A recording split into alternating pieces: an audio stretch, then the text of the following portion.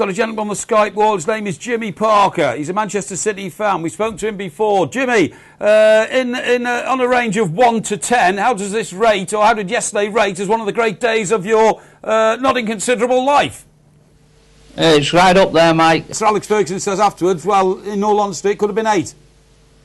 Well, I think it could have been 10, Mike. Zeko missed 2 that you or I might have put in, Mike. You know what I mean? But, I certainly would. Just stay there for a second, Jimmy, because I'm going to bring up a Manchester United fan on the parallel Skype wall, and his name is Daniel. He's a fan and a freelance writer. He's written books on Manchester United, so he certainly knows what he's talking about. Daniel, this must have been one of the lowest days in the modern history of Manchester United. Sir Alex Ferguson even describing it as his worst day in management since he joined the club. Yeah, it was not a good one, that's for sure. I'm not sure if it was quite as bad as losing the title to Leeds at Anfield, but it was fairly grim. I mean, fairly grim is... well, I think you're playing with the facts a little bit there. It was a disaster, wasn't it? A massive disaster, because not only was it a very poor scoreline, didn't expose the frailty of your midfield and perhaps even your defence. Losing to City is always a level of disaster, and losing in that way was not the best, especially as you kind of see the Glazers sitting there in the stand and see Wesley Sneijder not there, for example. The main issue is a lack of creativity in midfield, which again has been the problem for a long time. Fletcher and Anderson together doesn't work as a partnership.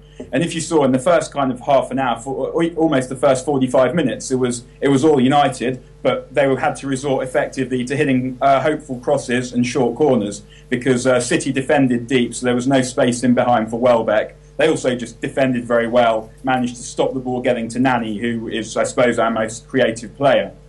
And so in the time when United were on top... Look at their team. How many of their team would command £20 million on the market nowadays?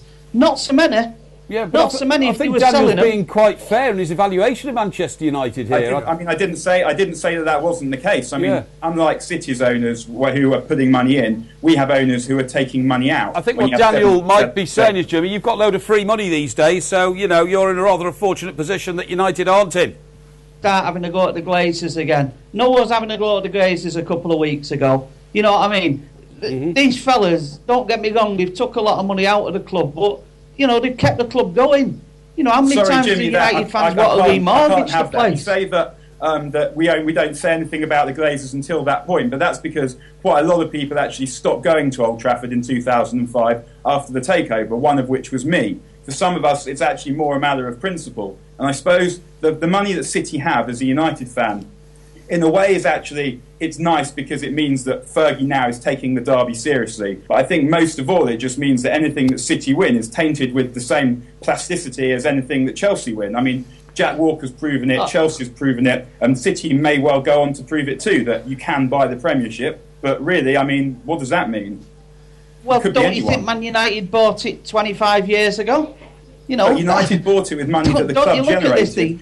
United have always had the most money. By virtue now of because years City of have style got more and money, success. they're moaning about it.